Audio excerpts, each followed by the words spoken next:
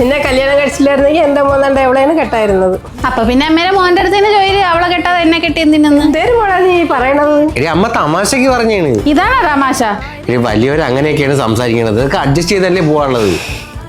അല്ല മോളെ, എന്റെ അച്ഛൻ കുറച്ച് പൈസ എനിക്ക് തരാന്ന് പറഞ്ഞില്ലായിരുന്നു. അച്ഛന് കച്ചവടം ഇപ്പൊ കുറച്ച് കുറവാണ്. ഞാൻ എന്തെങ്കിലും ചോദിച്ചു നോക്കാം. വേണ്ട മോളെ, ഇപ്പൊ അതൊന്നും ചോദിച്ച് ബുദ്ധിമുട്ടിക്കണ്ട. അത് നമുക്ക് സമയത്ത് എന്തെങ്കിലും നോക്കാം. എന്തെന്നല്ല അമ്മായിമ്മ, എന്റെ ഭാഗ്യം.